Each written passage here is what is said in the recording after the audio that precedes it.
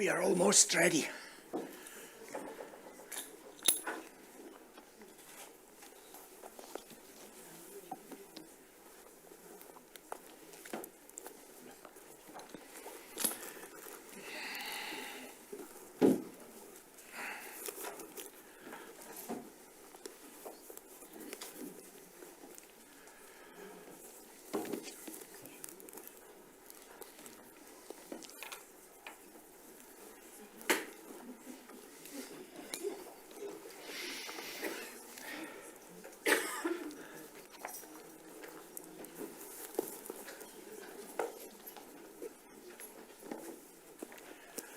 Okidok.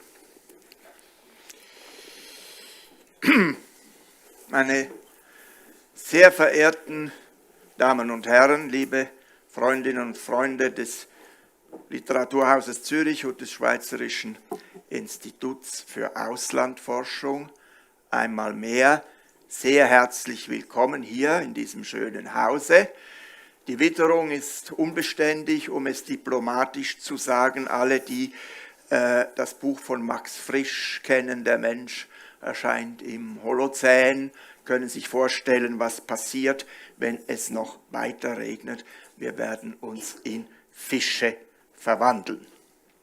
Danke ganz herzlich Nicola Steiner für die wunderbare Kooperation mit dem Literaturhaus und dem SIAF. Das haben wir jetzt schon viele Jahre installiert und es hat immer wieder schöne Begegnungen und natürlich auch interessante Fragen von Ihnen aus dem Publikum gegeben. Dafür haben Sie nachher auch wieder die Möglichkeit. Und nun wechseln wir schönartig, wie es sich gehört, ins Englische.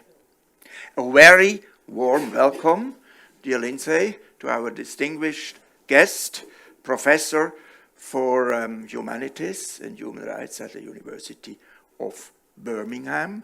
And we are talking about an absolutely fascinating book Lyndsey has written. But first of all, give her a huge hand.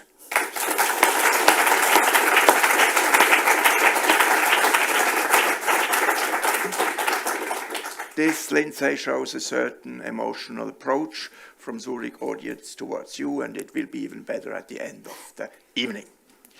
As always, the topic is set at the center of our discussion, and two shorter readings from your book is the philosopher and social theorist Hannah Arendt, born 1906, died 1975, who remains one of the very original and inspiring and influential theorists, of course, of politics and modern social theory. Titles such as The Human Condition, The Origins of Totalitarianism, not to forget the book about the trial of Eichmann in Jerusalem, which quickly became very famous, are still among the thrilling writings when it comes to analyzing modernity, its rewards, but also its shadows and dark, even murderous sides. Lyndsey's highly readable book is entitled We Are Free to Change the World. We'll discuss about that, of course, later too. Hannah Arendts Lesson in Love and Disobedience, and it was published more or less simultaneously in English and in German. It's very good, because then we have this kind of parallel. In the following hour, ladies and gentlemen, we will not only learn more about Hannah Arendt in her time and for our time, but also about the perspectives that Lyndsey Stonebridge presents from her own insights and convictions of the subject. And as always, we will have, as I already said, the opportunity for you to ask questions for about 15 minutes to 2 or 3 hours. Depends, of course, on the intensity of the discussion, and Lyndsey will be eager to answer these questions, of course. Thank you again for being here in the city of Zurich. Lyndsey told me it's the first time, more or less, she enjoys our city, and she's already flabbergasted. Thank you so much. I hope it's true. Anyway, my first question would be, as not everybody knows Hannah Arendt in the way we learned about her 50 years ago, speaking of myself, how you perceive her. Who was Hannah Arendt? Who was Hannah Arendt? I'll start with one story. In 1964, she was interviewed on German TV. And she was, by that point, a celebrity in Germany. And her interviewer, Günter Gauss, was asking her about her relationship to Germany. And he said, what remains of that relation to Germany? And she said, what remains? The language remains, the German language, which is a roundabout way of saying thank you for your generosity in letting us record and have this discussion in English, because if you let me speak in German, nothing would remain of the language. So, I don't believe you, but anyway. thank you. I know what it's like to listen in another language, and I get very excited when I talk, and I can talk too quickly. If I do that, just wave or tell me to slow down. I mean, I was educated in Britain, but I won't think you're rude.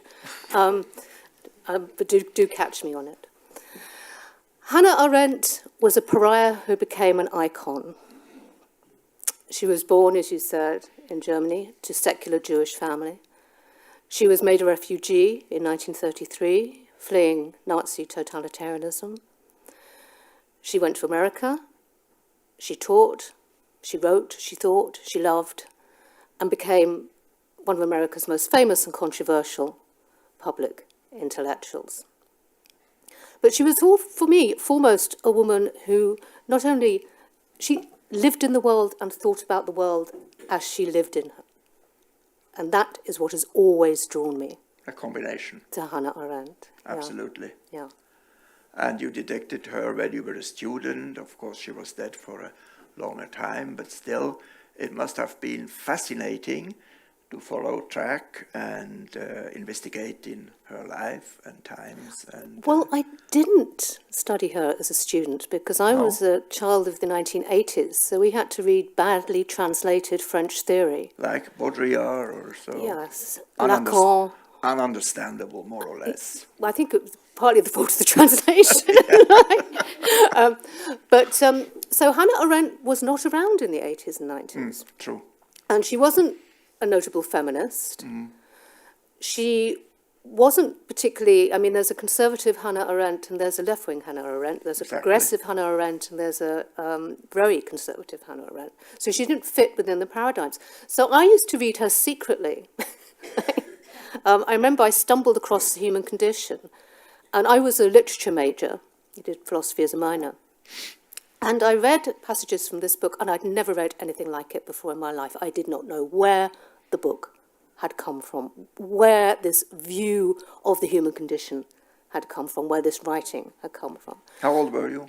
I was probably about 21 by that time, 21, 22. And it struck like a flash. It did, yeah. Right. And then I read the Eichmann book. Okay. And I think anyone who's interested in journalism reads that book as well, because above many other things, it's a brilliant piece of journalism. Of course. So I read her secretly, and I think slowly she became more fashionable. Slowly she came back in, and people started to read her. But I do have a suspicion, and she'd really hate this, were it not for the internet, Hannah Arendt might still be in obscurity. So when I read her, it was a tatty copy of The Human Condition, and I used to sort of go online to find American bookshops to get things like the Jewish writing. Things were not in print. And it was when Twitter discovered that she's iconic. I mean, look at the woman. And, you know, she really loved Nietzsche, so she could write aphorisms really well. And people started tweeting little bits of Hannah Arendt. She did a lot of definitions. She did a lot of definitions, but exactly. So that was her second life. So in some ways, I had a private Hannah Arendt, who then became a public Hannah Arendt. But at a certain point, you said, okay, this is a project I want to follow, and I want to write a book about her. What was the reason? Last night, when I got back to my very charming hotel room, I got an email from a young woman called Anastasia, who had just read my book. She is Ukrainian-Russian, And she had never encountered Hannah Arendt before, and she said she thought the book and Arendt was speaking to her. And then she there described what her life had been like for the last 10 years. Her mother, she said, my mother has been taken over by Putin's propaganda. I cannot talk to her anymore. I cannot have a conversation. They split. They split. I've been wondering what on earth is going on. It feels like a trap. I feel like I can't get out of this. It feels oppressive. I don't know what is happening. I've joined the resistance, so I've had to leave Russia. I can't go back, and I can't even go back to Ukraine. And she said, so what I've been doing is reading, and thinking. And I've read as much as I can, and I've read your book. And when you go back to that question, why did I write this book? That was one of the answers that she gave me. She confirmed it. She confirmed it, right. Which is that sense. I mean, why is this young Ukrainian-Russian woman reading Hannah Arendt today and feeling not exactly hopeful, because nobody's feeling hopeful who's sensible at the moment, but feeling that there was a way through. Mm. Why did she do that? It wasn't because Hannah Arendt said, I know what totalitarianism is. This is what we need to do to get rid of it. This is what you need to do, Nastasia. Mm. She responded because Hannah Arendt's project was a project of understanding, an ongoing project of understanding. So she gives us permission to think and think again, and then think again. And rethink it. And rethink it. And revisions, everything what's part of the game. Yeah. So in some ways, I was asked to write this book. I've written 2 books as a scholar, right, with Arendt in the centre. One on how writers wrote about war crime trials. Of course, Hannah Arendt's very important about that. And one about statelessness as the unacknowledged atrocity of the 20th century. Right. Hannah Arendt is very good on that. And I said to a friend of mine about just before the pandemic, I don't want to write about Hannah Arendt anymore. I'm done. I mean, it's such hard work making, as you say, she's not always an easy prose writer. I want to do something else. I want to write about Simone de Beauvoir. Wow. And my friend of mine said, have you noticed what's been going on? This was just after Brexit. This was just after Trump got in. She said, you're going to write a book on Hannah Arendt. You find a lot of actualities, actually, now, again and again. And this also shows a classic can be read all the time under different conditions of the actualities of life. And this is, what you tell us about a lady from Ukraine is fantastic. It is a window opener for her. And in Russia, it would be already samizdat again, somehow. It wouldn't be allowed to read her. Because we know of this totalitarian, horrible system which currently is taking place in Russia. Mm-hmm. What I really also love about your book, this is extraordinary, you have to read it. You can read it in German because it is a very good translation, but even better, you read it in the original, and it's a fantastic stylist. And what she did is really interesting. So you have Hannah Arendt, you have her life, you have her works, you have her thoughts, you have maybe also her flaws, her contradictions, her love affairs, and she is full of emotions. She's a very temperamental lady, and somehow, at a certain point, it's like she gets into a person of your novel, if I exaggerate a little bit, because you yourself, with your personal life, are also a little bit in the picture. For instance, you visit the sites Hannah Arendt was visiting in France, for instance, before she migrated to United States, and then also in Athens. So maybe you can tell us a little bit about the concept of this kind of, in a way, marriage between Hannah and you. Mm-hmm. Yeah, I'm just going to read a little bit to explain that. Absolutely. This was new for me because I am a scholar. I was a scholar before I wrote this book. And this is my note on the imagination with which I open the book. Hannah Arendt was committed to what Immanuel Kant called an enlarged mentality, which she believed to be the grounding for good judgment. This type of critical imagination is not creative, and nor is it necessarily empathetic. This is Hannah. You think your own thoughts, but in the place of somebody else, she instructed her students. In this book, I have tried to think my own thoughts in the place of Hannah Arendt. I have imagined plausible scenarios in her life only when the evidence permits. despite these precautions, there may be moments in what follows when Hannah Arendt also thinks her thoughts in my place. So what I was getting at there, it really is, it's how she taught. She taught political science, and if you look at her syllabuses, they're full of literature and testimony. Why is she doing that? She's trying to get Californian white men in the 1950s to imagine what it was like to live in Europe under totalitarianism. So she teaches them novels. And what she's saying is you have to imagine what history looked like, what that moment looked like from another perspective. It doesn't mean you need to empathize with it. You don't have to, working out what the world looks like from another perspective does not mean you agree with it. It means, to paraphrase Kant, you can go traveling. Enlarge your education, of course. Enlarge your education. But I realized when I was writing this book that this is what I was doing with Hannah Arendt. Quite often I was trying to think or imagine what the world was like from her perspective. And some of that was a writer's privilege. So yes, I went to Marburg and I found Heidegger's lecture room and I walked up to her student digs. I spent half my time in France and I lived not very far from the camp that she was interned in. So I travelled around the camp. I redid her refugee journey. I got the train to Portugal. Where she brave. And it partly was to see what the world was like. And those of you who write know, well, that's good because you can see where that building was and see how far things were. And this really helps when you're writing. But part of it is just to get her perspective and to do that in the work as well. And sometimes I don't agree with her. So there are bits where we have a dialogue and it's not going so well. Has she become a sister to you? Well, quite a grumpy older sister, yes. Yeah, I guess Dominant sister? Now, this is interesting. When I was young, the Arendt I really admired was the tough cookie. Right. I mean, I read the Eichmann book reread it in the 1990s for the book I did on war crime trials. And this was during the Iraq War. And it was also during a time in political discourse where there was lots of emotion and sentiment. And sort of sentimental politics, I will call it. And I just loved the tone. She said, I looked at him and I laughed in his face. Or there's a final interview she gave with a French journalist called Roger Herrera. And it's in the 70s, and it's just after Watergate and the Pentagon. And she's sitting there in a bright yellow dress with these amazing sunglasses. And she's smoking, and she says, I don't want anything to do with this raison d'etat. And I just thought, yes, I want to be like her. This is great.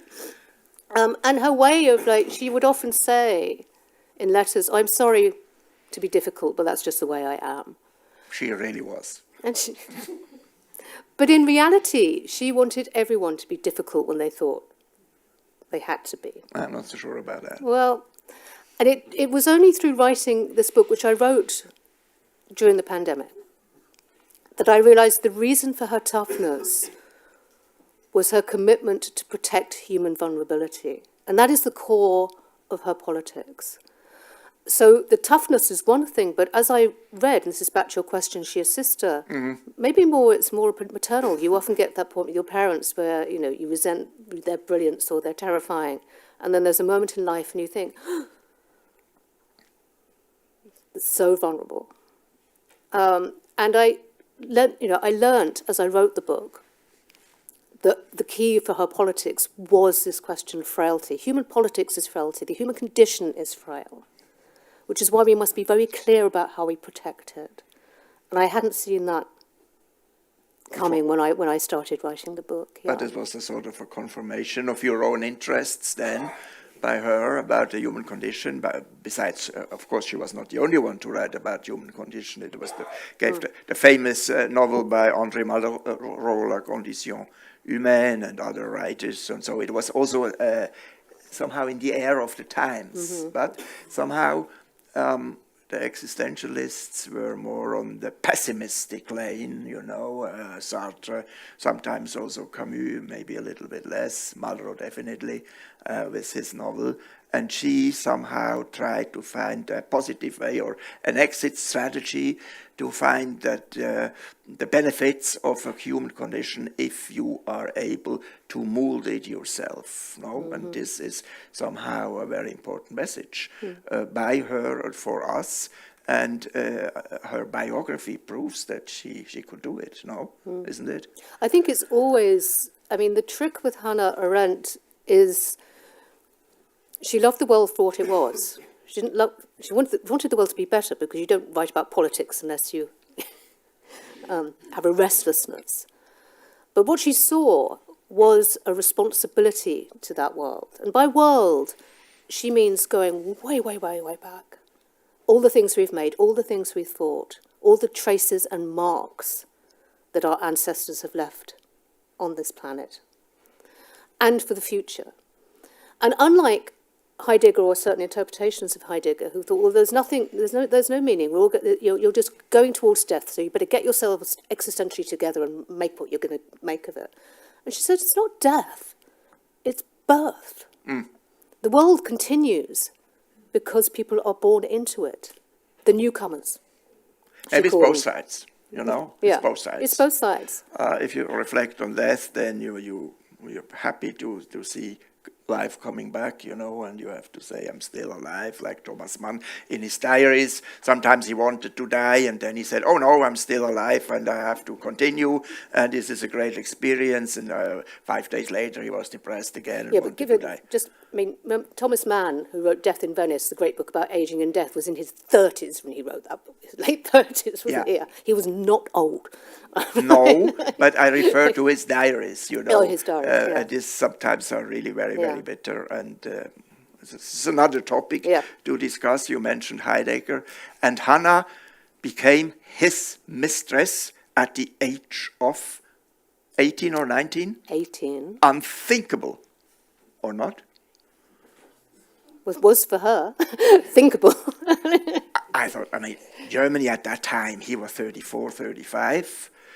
Married. We had married to a very, very difficult woman with a significant first name, Elfriede, and that makes things really difficult. But she was his mistress, and she had to hide in an apartment a little bit around the corner, more or less, and they sent each other's love letters. But I think it was also a really difficult but also highly significant love affair, and maybe she never got over that. In her study, in her room in New York, in her wonderful apartment overlooking Riverside Park, she had a very big desk. That was at Riverside Drive. That was the second one then. Yeah. And she had 2 photos. One of her husband, second husband, Blücher, and the other was Martin Heidegger. Could you justify that? No, I wouldn't want to. No? Not my business to justify that. I think, going back for the context, when she met Heidegger, she was, as I said, born in Hanover, very bookish girl in Königsberg, grew up, read Kant, read Kierkegaard, super bright, super interested in the world. And she goes to Marburg, partly because her old boyfriend had been there. And she was really quite Kantian. She wanted to go to Marburg to study, further developments. Cohen was there, people were there. The serious stuff. Yeah. And she walked into lecture room 11, and there was Martin Heidegger. And he was blowing everybody's mind at that moment. People hadn't seen anything like this. He was a pop star. He'd kind of come in, shake the snow off his skis and talk. Everyone said, like a walk in the woods. A special glance, always like... And what he taught this generation, who were desperate for some meaning, and we were talking the 20s here, we're talking that moment of European history where things were falling apart. And what he gave them was a new place from which to think. It's just thinking, it's just language, off you go. So I think she fell in love with his philosophy first, and she was 18, so he was a charismatic man. But I also think what is overlooked is he was the first teacher who saw her. And most of us will have that experience if we're lucky. There's one teacher, that person who sees you. I've had that experience, and I found myself defending that person later in life. And I think, why am I defending? I don't agree with that. Because they taught me so well. Because, of course, I'm going to disagree because they've done their job properly. So I think there is that. And also, I think, he did give her the tools she needed to do her work, although she totally turned them around. I get kind of annoyed with how much emphasis is on the Heidegger-Arendt affair, because if we, as I said to you before, if we were to spend our time talking about male philosophers and who they slept with, we'd never get any philosophy done. I mean, it would just... Normally not, no. And judge them for it. Yeah. Which is the crucial thing. Right.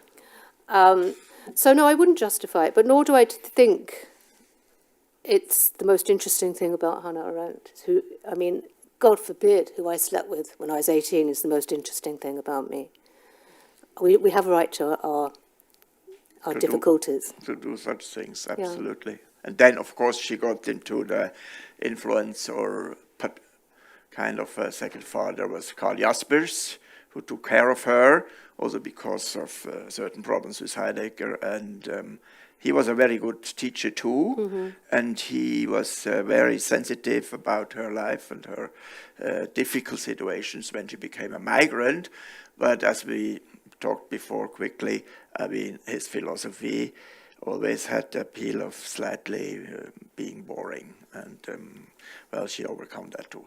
So let's go a little bit more into her theories or philosophy, whatever you would call it. In one sentence, or maybe two or three, what's her main insights? You said a very important phrase, you also quote in your book, is there is never don't take anything for a given in life and in the world, right? But of course we can say after we had to leave paradise, it was obvious that this is true, and a lot of other peoples also told us the lesson nothing is given. So, but maybe with Hannah it had a special meaning also for your personal life to mold it. I think it's in her lecture on Lessing where she talks about, we talk about the world and we humanize the world by talking about it. Like we do right now. Like we do right now. Yeah.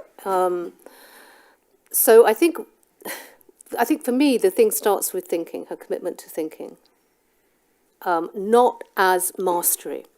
So when she talks about thinking, she doesn't mean reason abstract and grasping, although she's very good at all that and she can certainly do it.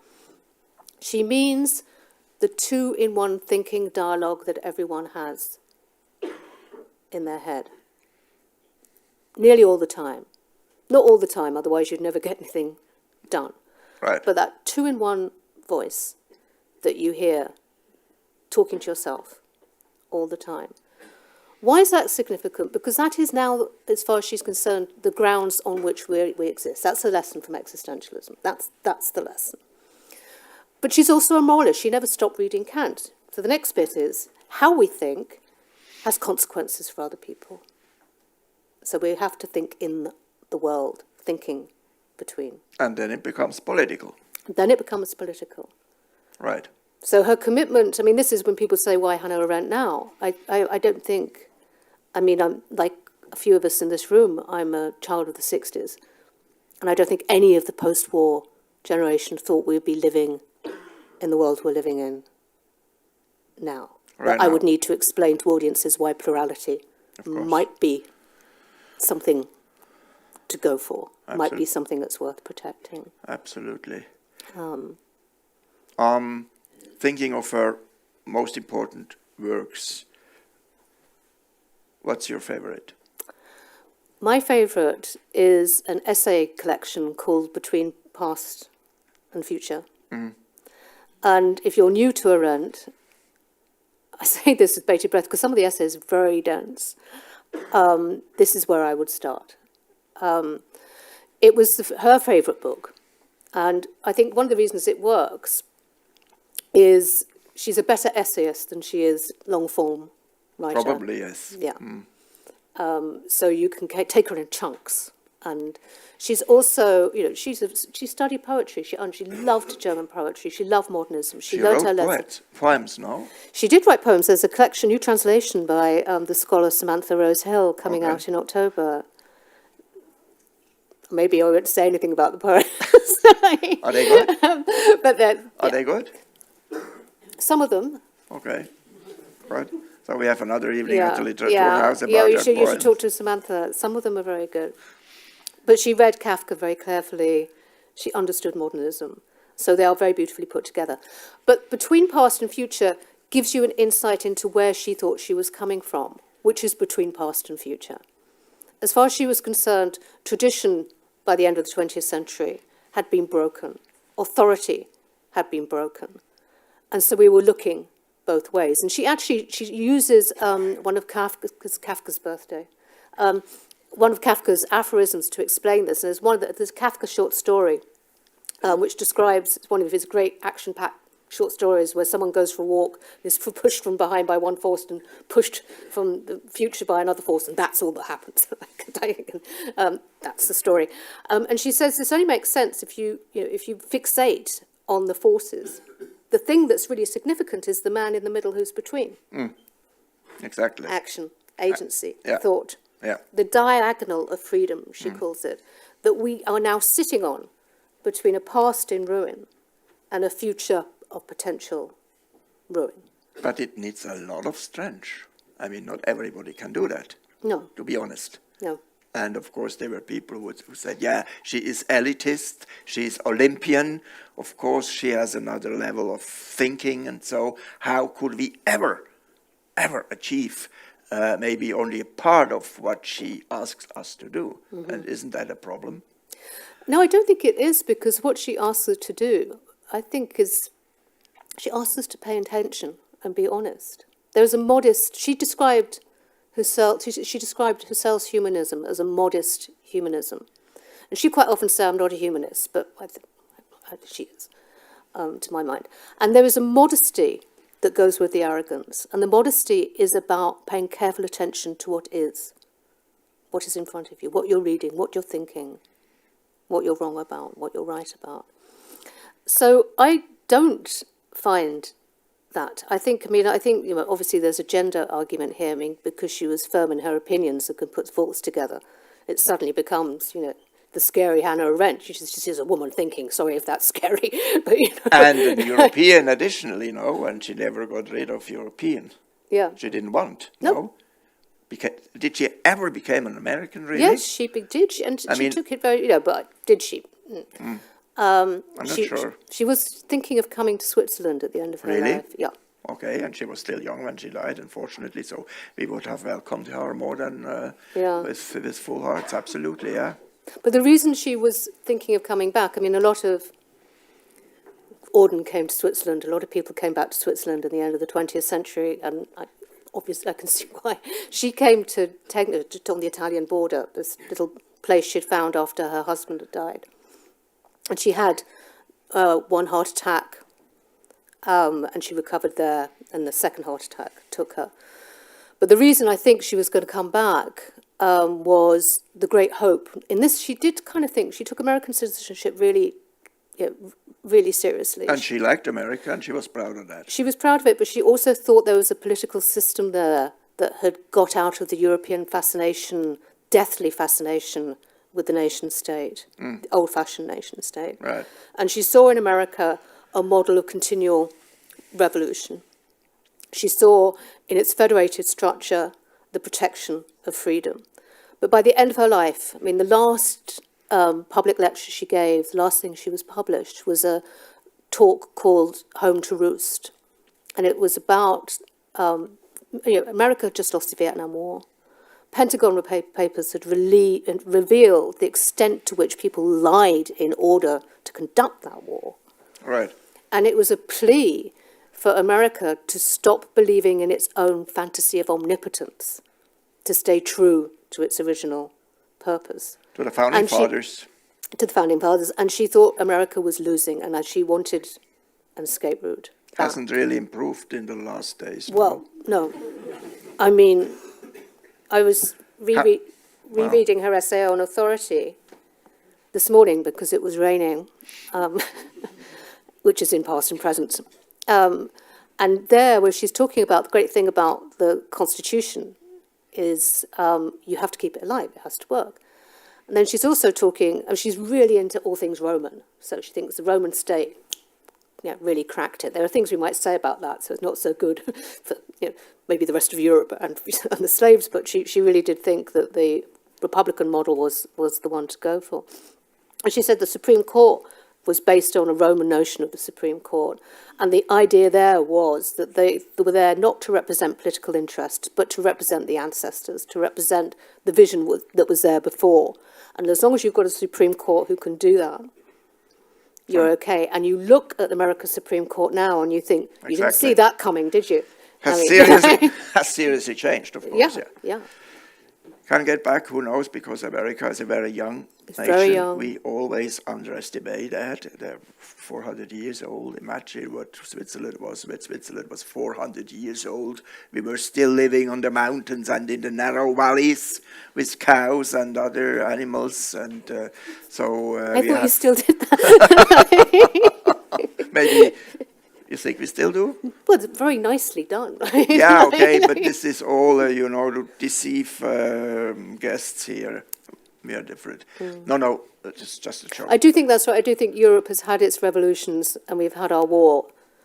And, okay, the criticism is like, well, Europe might be a bit of a museum, but it's better than it was before. I mean, in that sense. Yeah. We're not going there again, maybe. You never know. Yeah. There is no philosophy in history. I gave a little conference at the Collège de France a week ago about the philosophy of history, and there is nothing like that. So we never can anticipate the future of history. Whatever will happen, and we were so surprised about 1989. Nobody would anticipate that, and we are also shocked now for the last 10 years what happens, Russia, Middle East. What would she say about Russia, for instance? I mean, this is absolutely horrific what happens there, no? Yeah. This is again a kind of a renaissance of totalitarianism, and we have no means to, anyway, what means we? There are no means to fight that. She'd be very, very concerned, and she would be very, very concerned that we're not taking it seriously enough, I think. We made huge mistakes before, right? Yeah. This is sort of... I think it's also that sense of... Masha Gessen wrote a book in the first decade. When was it? 2015? 2015. Called something like The History is the Future. Future is History. How Totalitarianism Reclaimed Russia. And when they published that book, there was a lot of criticism that was, just sensationalist. What are they talking about? This is rubbish.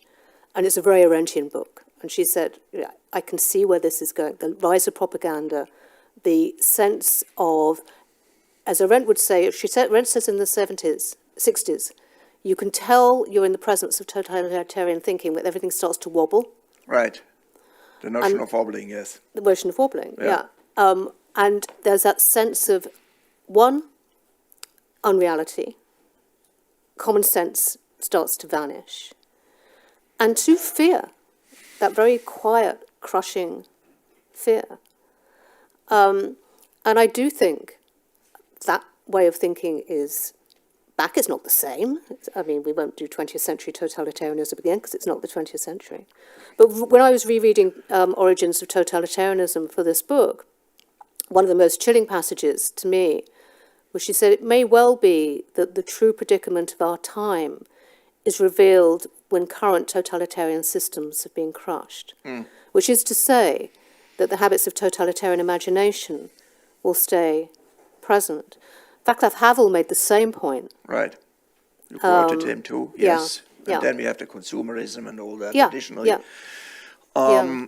Yes, absolutely. So extremely difficult to say what we could do against it. However, this book on totalitarianism had a huge influence on political thinking. It is not systematic, and it only goes really, for my perception, to the point of the topic in the last section, where she also treats, of course, not only fascist system, but also communist and Bolshevist systems, socialist systems. And it was also, of course, at that time necessary to treat this topic, and we have other very influential books at that time, like from Popper, Karl Raimund Popper, The Misery of Historicism, or Friedrich August von Hayek, the Road to Serfdom, for instance, not to forget Köstler's Darkness at Noon, about a horrible trial process Stalin installed against the Abweichlers. So, I mean, it was really also in the air, the whole menace, and that we still survived out of that is sometimes also a little bit a wonder. I would like to stress another topic, and this is the topic which is connected with her most famous book, namely Eichmann in Jerusalem. And I read that several times. I also read your book, and it's fascinating how you develop all her insights. I think she was very emotional when she went to Jerusalem to testify for this process, for this trial, because she also wrote then for the New Yorker several articles and put it in a book. And maybe you can tell us a little bit about her condition humaine there when she was in Jerusalem, because there are really some flaws also when she complained about the mob outside the prison and so. How was that? Yeah. I think it'd been coming a long time, that book. I mean, you talked about origins of totalitarianism, and it's not a work of systematic political science, partly because she distrusted systematic works of political science, but also because that book is really a collection of essays and articles that she was writing from her 30s, her late 20s, actually. The first section's on anti-Semitism, the second section's on imperialism, only the third section's on totalitarianism. Exactly. So she's collecting everything that's happening, the rise of anti-Semitism as you're a young Jewish woman. She's connecting back to imperialism. She's seeing what happens when imperialism turns back on Europe. Totalitarianism is the final section, and originally she was going to call the book Elements of Shame. Anti-Semitism, imperialism, and racism. That was the first title. That was the first title, and I really, that Elements of Shame, what are we doing? Shame. Shame is something we don't usually speak about. And she played around with titles, but she was always working through, anti-Semitism was the first thing, this is one of the origins. Imperialism, where we learnt about superfluous people and superfluous wealth. Then totalitarianism was a manifestation of these things. And it is, I think I describe it as a work of archive fever. It's a collecting together of things that are happening to her as they're happening. She later described in a CV she had to do, she said, I was a social worker in Paris. She was a social worker, and she worked with refugee kids and getting them to Palestine. And I read political philosophy and history in my spare time. And then I wrote Origins of Totalitarianism, because that's what you do when you come home from work. You read a bit, and then... So she'd been brooding on this, and she had an idea of radical evil. And she was one of the first people, she was getting reports from the camps. She heard about Eichmann back in 41, 42. She was getting reports from the camp through the Jewish community as early as 43. And she, she was collecting stuff all the time. Materials, yes. Collecting materials. And she said, when the Nuremberg trials happened, she said, I can't cope with this trial because I don't think any legal process is adequate to this evil. I just can't see how we're going to move from here. But it was a political trial. Well, that's what she was worried about. And Carl Jaspers said to her teacher, he said, watch it, Hannah, don't make these people into demons. You're giving them the satanic greatness that they crave. And there, of course, Jaspers coined first maybe the notion of Yeah, banality. he said these things have to be considered in their banal triviality. I think it was not a good idea. Well, but moving on. So when Eichmann was arrested, and there's 7 months between these two, right? They're both from middle-class families. And as I wrote the book, quite often you think, oh my God, they were nearly in the same town. That's very interesting how you parallelize the two Yeah, lives. like, yes, absolutely. Sometimes very closely. Yeah. And she says to Jaspers, I have to go and look at this walking disaster face to face.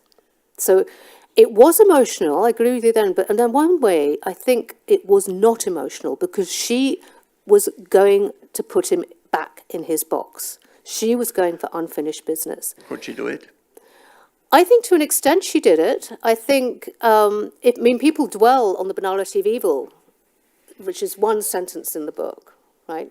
But she later says she wished she'd never... Very important one. Yeah, it's a very important one. She later said she wished she'd never said it. But what she was trying to do is describe how you move from this to this. And it's a profoundly historical book. I mean, I sometimes give it to students who don't know the history of the Holocaust.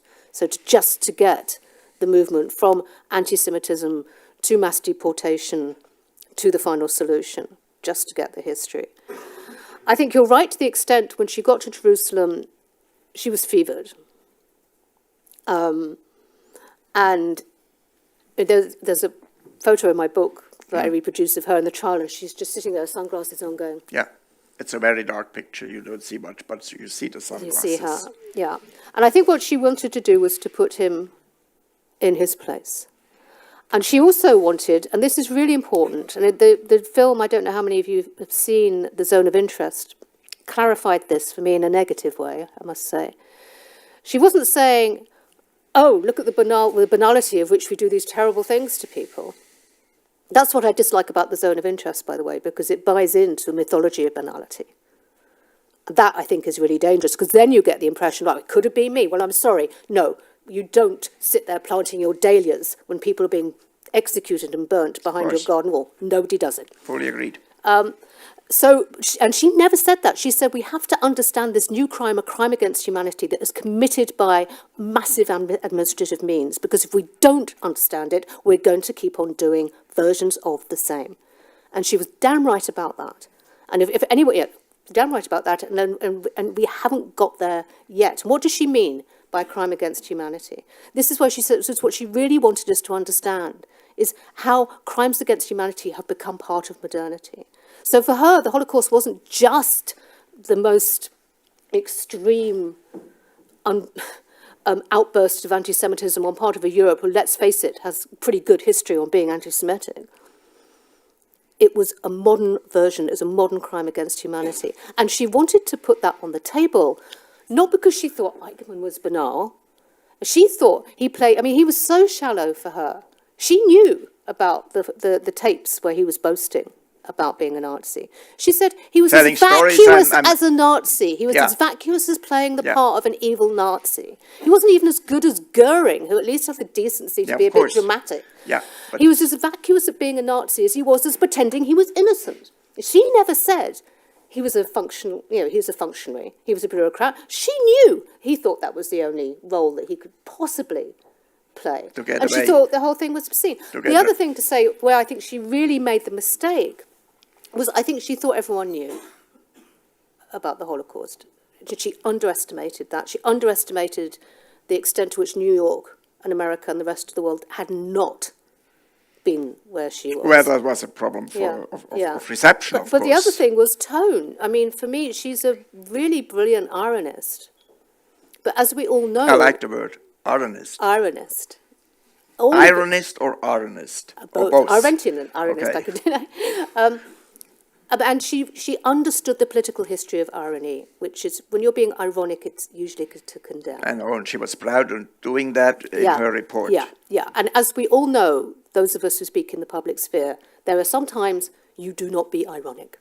That was a mistake. It was a mistake. Absolutely. Yeah. Can evil ever be banal? It can certainly be unthinking. It can be unthinking. What's interesting also, of course, she tries to put him, as you say, in the box. And, of course, he was a functionary and not a very high-ranking one. Of course, arranged all these horrible things and was proud of doing it. And then it seems that he's a banal person. In a way, he was also a Spießer and a Kleinbürger at the other side. He was a totally convicted Nazi, fanatic, lunatic. So it was not just a kind of, I do paperwork in my office. I don't think she would disagree. I do it with a total conviction, and like all the others, or most of the others too. And of course, he was lower in the hierarchy, but he was the only one. He wasn't that low. He wasn't that low. Medium size. Medium size. He was there once. We had Himmler, we had Heydrich, we had Gestapo Müller, so we had a whole crowd of higher level catastrophic murderers, but he was the one they got. And I think the importance for Israel as doing also this process, not in a legal but in a political way, it was somehow a founding myth also for the state of Israel, and she underestimated that. And another thing which irritated me is like, she says, it is his thoughtlessness, Eichmann's thoughtlessness, because he didn't think about it, or he didn't think at all. He couldn't put things in words. And I told you that quickly. I have a theory that somehow she applied Heidegger's Sein und Zeit as a kind of level of discerning the intelligent people, or the people aware of philosophy, to measure Eichmann, and that was probably wrong. Yeah, I don't agree. I think when she talks about his thoughtlessness, she's not so much talking about, she despised the kind of thinking that was superior. That's why she said, I will never have anything to do with intellectuals or specialists or philosophers again. And she actually thought there was an ordinary thinking, which was a form of moral salvation. And if you read Eichmann in Jerusalem, the other thing she's really interested in, this also annoyed people, was the people who resisted, the people who disobeyed, the people who did help, the people who said no. And what she talked about ordinary thinking. So everyone, as I started off by saying, everyone thinks. Why is this a moral consideration? She goes back to Socrates. Socrates has this really irritating injunction where he says it's much better to suffer harm than to do harm. And you think, is it really? I mean, it feels pretty bad. And he said, yes, because you have to live with yourself. And Arendt said this is the two-in-one dialogue, is the person you have to live with yourself. Some people can hear that voice, others can't. One of the examples she gives is one of my favourite, is from, she loved Shakespeare's soliloquies. As someone who's interested in thinking and conversation, of course she's going to love Shakespeare's It's the Hamlet quote. It's the Hamlet quote, no, but also Richard III. And Richard III has some of the best soliloquies in English literature. And what you can hear is him deciding to be evil. He's making a will. So there's great, is there a villain here? Oh, yes, that's me. Am I a villain? And he goes on and on. He said, yes, I am. I'm going to do it. If you want to be murdered, I'd rather be murdered by Richard III. Than by someone who's, not victim, who's signed up to an ideology which is doing the thinking for him. Mm-hmm. And that logic, when she talks on the origins of totalitarianism about why ideology is so dangerous, it's the absolute logic of bad ideologies. The so-called coherence. So-called coherence, but A equals B equals C. You think there's too much elite power in the world, it must be the Jews. You think, the bourgeoisie are stopping the economy. Original sin and all that. You must, Right. And the way, once you think one thing, and we can see this, if you want an object lesson on it, spend 5 minutes on social media. If you think one thing, then you have to think the other, then you have to think the next. This is not thinking. So here we have the tyranny of the digital age. Yeah. Does it get worse and worse? Oh, it probably won't be. Do you do SMSs? Yes. Oh, SMSs are benign. They're like... Constantly? We are all dependent on these devices now, aren't we? I think there are two things that she would be very cautious about. One, she had this distinction, which as a young person I really struggled with, between the private, the social, and the political. And one of the things that Arendt took out of the experience of totalitarianism was the importance of keeping distinctions between different parts of our lives separate. Totalitarianism washes all those distinctions away. And she didn't like what she called the social. She thought that society was where the habits of unthinking took hold. So basically, politics should be politics when you're out there, you're being political, you're doing your arguing, you're presenting yourself, you're appearing in the world. You know the rules. If you're really good at it, you're like Machiavelli. Right? Yeah, but normally now it's a melange. Yeah. Then there's society, which is, when we're together in a society, which is mores and things that, push and shove. And then there's private. I was brought up with the generation that said the person was political and that Arendt didn't understand the importance of the social, and I think that's still right. I also think there's a very strong feminist case for privacy. I think there's a very strong progressive case for the rights of privacy, which is not just liberalism. And what social media does is she called the social the blob. And if you look, there's nowhere so lonely as Twitter, I think. All these people agreeing with each other, and they're desperate. And these people are genuinely scared. Is this really true? I think we'll ask some of the people who spend more time at the back of the room, maybe they might this generation are all turning against it. They're our saviours. Yeah, exactly. But I do think a lot of it is, we're hyperwatched, we're being surveyed all the time. So everyone knows, Google know where I'm going, they know what I'm thinking. When I pick up my phone and they're saying, how to wear mascara when you're over 50, I think, well, how do you know? The Chinese know. That's not even my question, by the way. I do know how to wear my mascara, but I might be over 50 and I might be buying makeup. None of your business. So I do think, talk about surveillance culture.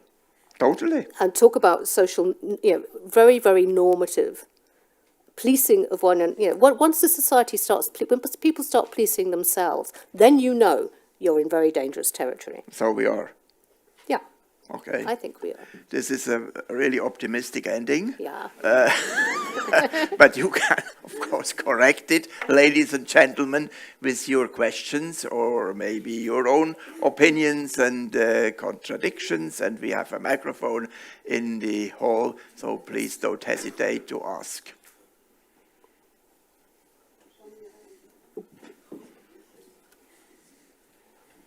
I would like ask you to speak a little bit more about the relationship between the private and the political. Mm-hmm. Because if I listen to the media now, politicians speak as if they would have kind of private ethics and follow it, and then we see all the time that what they really do is not following it. Yeah. Can you say something about what Hannah Arendt thinks about and what you think about that? Yeah.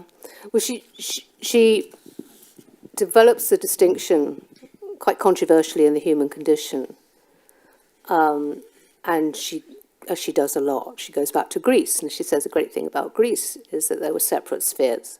So you could go and be political, and you could go and be private. Also, the great thing about Greece was that if you were a Greek man and you were rich, you didn't have to bother with the domestic or the private. You could go and be political and sit there at the Agora all day because you had slaves and women to do all the private stuff. But she said you need to defend that distinction for separate spheres. And I think you're absolutely right. We seem to live in a culture where all our private lives are held accountable to one another, to social media, to forms, to endless administrative processes. Whereas our politicians, if you ask them something like, can we see your tax return, have ultimate privacy, or the technocrats who run big companies seem to have ultimate privacy, whereas the rest of our lives are being monetized, surveyed.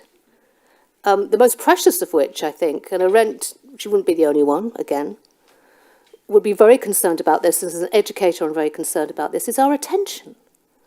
So it's the monetization and the capturing of our attention. And why is that important?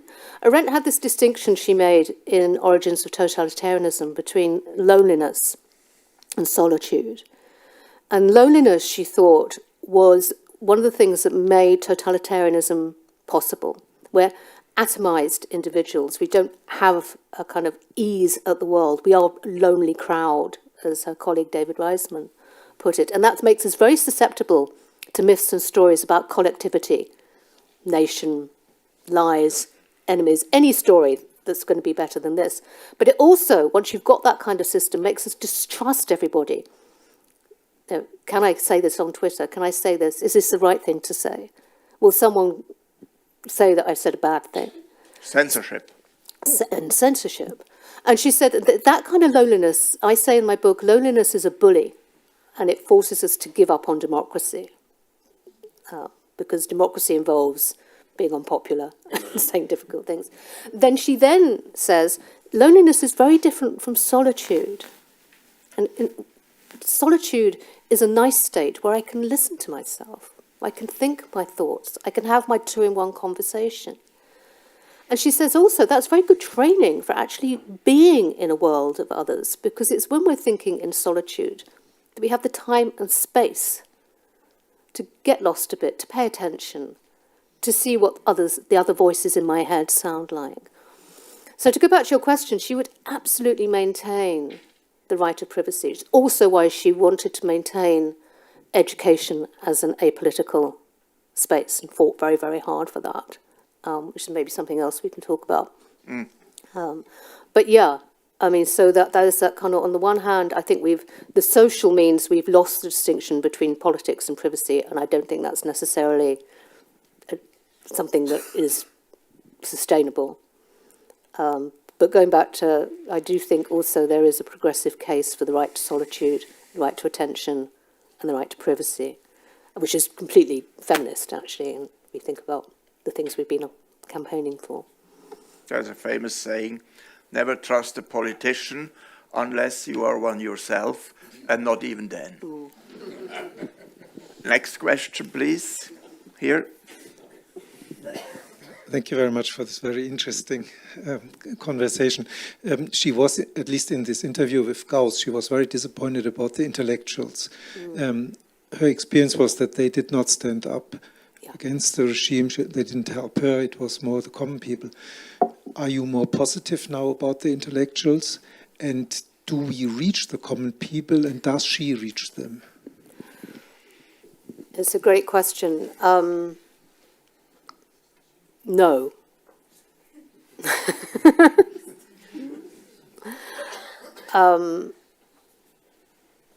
I think we have intellectuals are in ghettos again. But I think the difference is that certainly in the UK and America, the institutions of the university won't necessarily protect those ghettos. I didn't mean to use the word ghettos actually okay. So I think there is a problem. I do think, on the other hand, though, I did a couple of radio programs in 2016 and 2017 on Hannah Arendt, and I've never had a response like it. I had people emailing me from all over, and because of what I was saying about Arendt. So people like say, I was loading the dishwasher, and I was thinking, or I was, driving my truckers, and truckers are probably my biggest audience rather than fellow academics, by the way, because I do a lot of podcasts. They listened. They're some of the most educated people on the continent at the moment. When I wrote this book, I was trying to do that. I was trying to, at least, my target audiences were women in their 30s and 40s. Reach out. Yeah. And people who were not academics. So, of course, quite a lot of the academics hate this book and say, I've dumbed her down. And I think Arendt would totally approve of that gesture. Remember, she was a journalist. That's how she started. I mean, you wouldn't actually pass her copy today. I mean, some of the journalism's pretty hard going. But, she had a sense that she was speaking. She knew the importance of persuasion. She thought politically it was really important. I mean, you cannot coerce people, you persuade. And she was a great stylist. No? She could be a really great stylist. I mean, what I do love, and this is the literature nerd, she writes between German and English, and she thinks between the two. Sure. And you can still hear the German in the English. And I don't know what some of the later stuff where you can pick it up. But the audiobook, the English version, is read by this wonderful actress called Cosima Shaw. And she's dual national, so she was brought up in Germany and her father's English. And I love Cosima's voice in that because you hear this resonance. And I think some of her great stylism comes because, I mean, she's not the only one. Nabokov, Conrad, a lot of our best, most thoughtful outsider writers are thinking between two languages and thinking between two sets of thought. But yeah, and I think it's an urgent question. It's a very urgent question, but I also think that intellectuals these days more and more live in their own bubbles. So you don't have the exchange of the agora, of different arguments. You fight in a polite way, and then you bring something new on the table. It's like they're so scared to step out of this bubble, also very aggressive against other bubbles. And of course, this is also sometimes a dubious marketplace, in the media anyway, but universities too. You see that all the way down. Next question.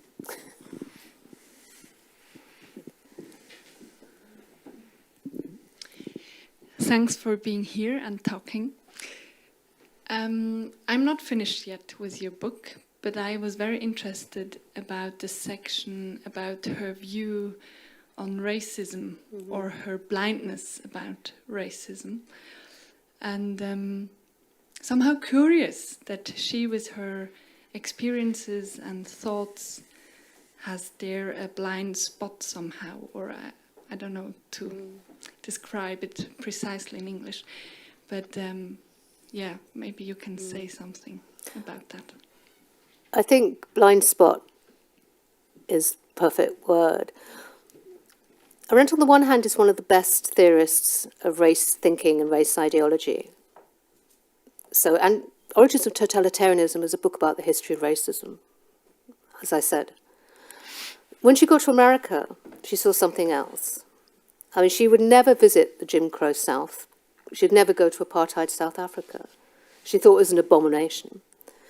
But the thing that triggered, but she didn't understand the history of racism in America.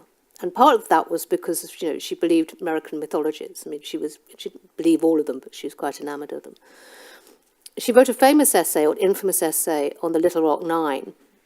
Little Rock Nine were the 9 students who were insisting that their school in Arkansas be, as the 14th, as Brown versus Board of Education had decreed, be desegregated. And these 9 kids walked up into school. Elizabeth Eckford got separated, and there were photographs all over the world of Elizabeth Eckford doing this walk, surrounded by not just kids, but grown-ups yelling at her, threatening her. And reporters. And reporters. And Arendt thought this was appalling. She said, are we expecting our children to fight our battles for us? This is absolutely appalling. This is liberal hogwash. You leave the children alone. And in some ways, some people say, well, she was responding to her own upbringing in Königsberg, where she was, she was subject to anti-Semitic attacks. She knew what it was like. She was also, and this is a bit I like, and this isn't, I think, a case we need to exercise again, she also thought we ought to protect education from politics. The reason she did that, so small c conservatism, was that it was a revolutionary thing she was protecting. And she said we have to, when we're educating people, we're doing 2 things. We're protecting children from the world so that they can get into it. We're also protecting the world from children, which is quite sensible, because they're the new people. So education has to be a separate place, because what you have to do is teach people. She has this wonderful quote. She says, education is where you decide whether you love the world enough to be responsible for it.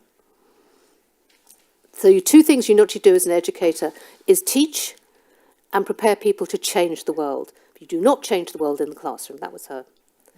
And so that's what she saw was happening. What she missed, and she did admit, spoiler alert, I'm coming to the end of the chapter. She doubled down on this. She republished that essay.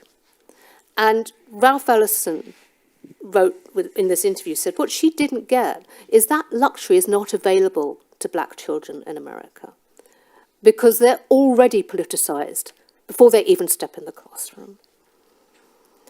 So that available, and that is what they are fighting for. And that is why Elizabeth Eckford and those civil rights young people were making the sacrifice. They were putting themselves on the line. And the irony is that in The Human Condition, throughout her work, Arendt really understands political courage. She says courage is the foremost political virtue. It goes back to some things you were saying. And that's what Eckford was doing. It wasn't a social thing. It wasn't saying the right to educate your kids in different types of school. She was demanding, she was taking up the right to be a political citizen. Board versus Brown, the Board of Education versus Brown had said schools will be desegregated. This was the law. She was making the law work so that she could become a political citizen. Ralph Addison says all this, and then Hannah Arendt has this real track record of writing to very brilliant Black American writers. She also had a thing with James, not a thing, she wrote to James Baldwin. And she says, you're absolutely right. I missed that. I missed it. And he never answered. No. Next question, please.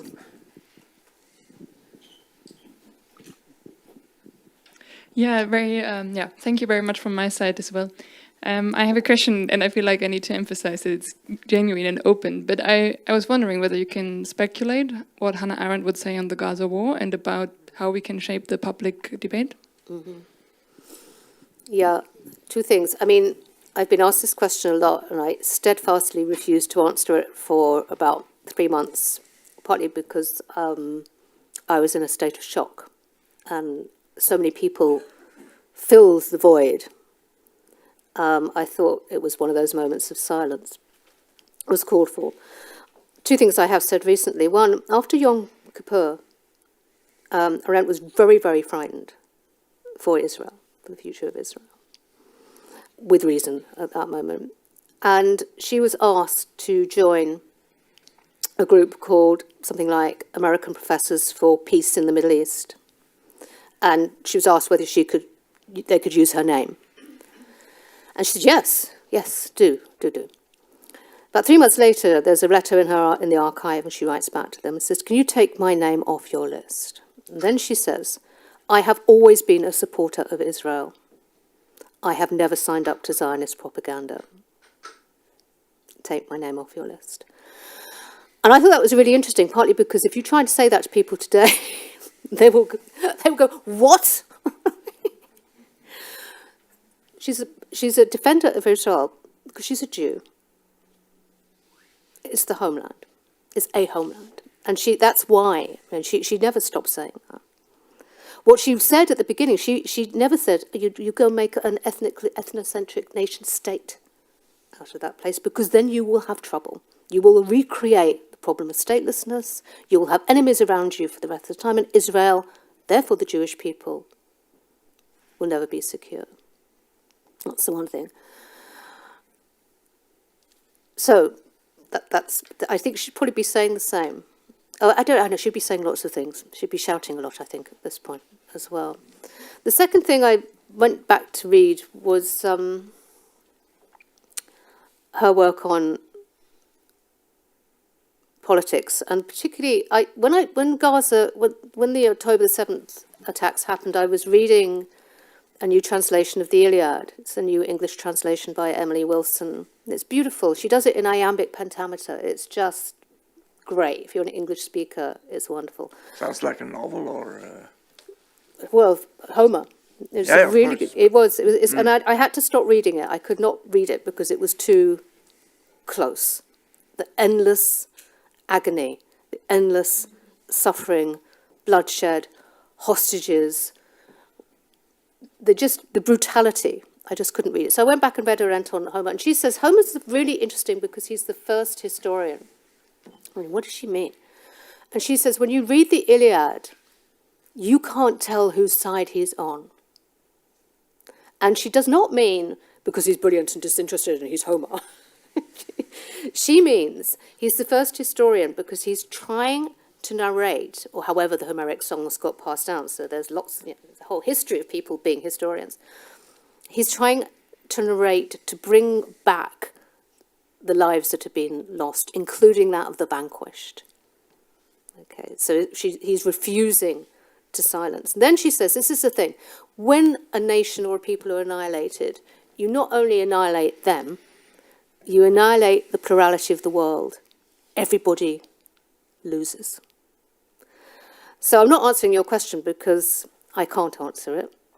I can't speak for her. I mean, the other thing she does say, she says it over and over again, is don't work by analogies, don't work by precedents. As Martin said, prepare yourself to be surprised and change and work it out yourself. So the Israel of now is not the Israel of the 1960s, is not the Israel of 1948.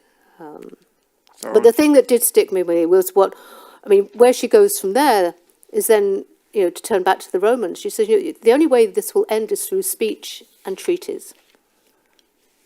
And what she really worried about in that piece as well, she says what really worries her about the end of the 20th century is it's become accepted that violence is a way of doing politics.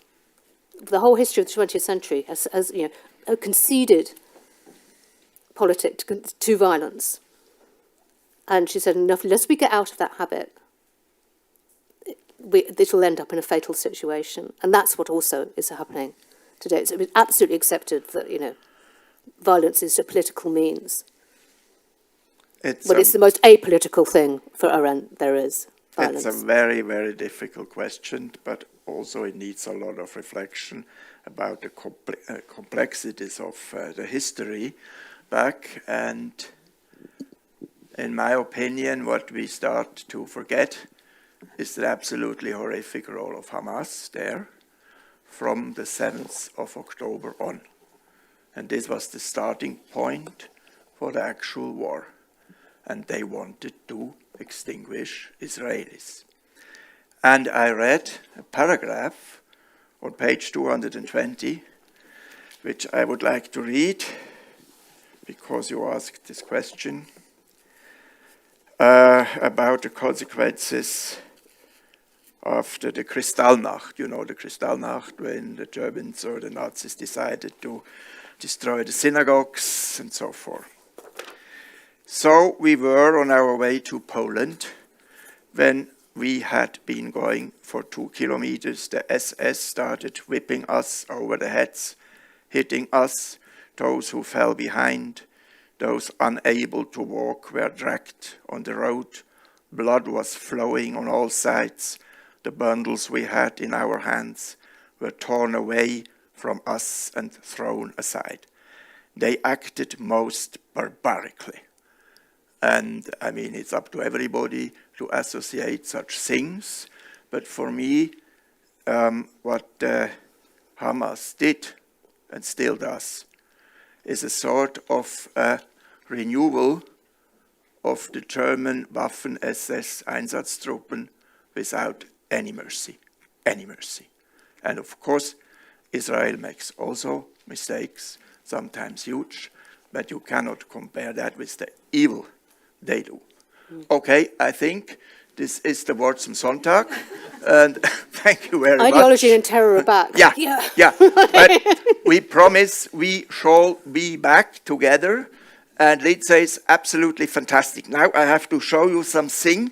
Unfortunately, it's not a gift yet, but it's a collector's item. So, this book is from 1961. And it reads Freedom and Serfdom, and it was an anthology of Western sort based on the conferences of the Swiss Institute for International Studies in 1959. Yeah. And there Hannah Arendt gave a lecture on freedom and Friedrich Hayek on serfdom, and it's amazing how all this intellectual power, just give it a look at that, is documented in this book. So we still have hope that mankind knows how thinking goes, even in the digital bubbles of today. Wonderful. In other words, we invited Hannah Arendt in 1959 already, and you are her successor here. Ghost. And I think it was an absolutely fantastic discussion. Also with your temper, I love it. And thank you so much, everybody here too. Thank you.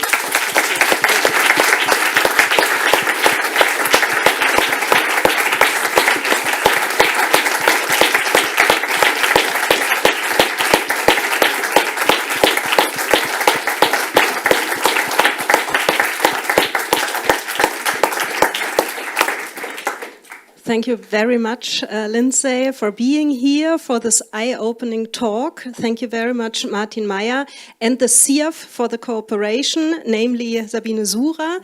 Und I'm switching to German. Vielen Dank, dass Sie da waren. Lyndsey Stonebridge wird draußen noch Bücher signieren. Es gibt sie in deutscher und in der Originalfassung. Das heißt, Sie können sie am Büchertisch erwerben und sie signiert. Wir müssen dann aber irgendwann auch los. Also machen Sie ein bisschen schnell, weil sie hat Hunger, ich weiß es. Vielen Dank, dass Sie da waren. Kommen Sie wieder und einen schönen Abend. Funny, isn't it? Yeah.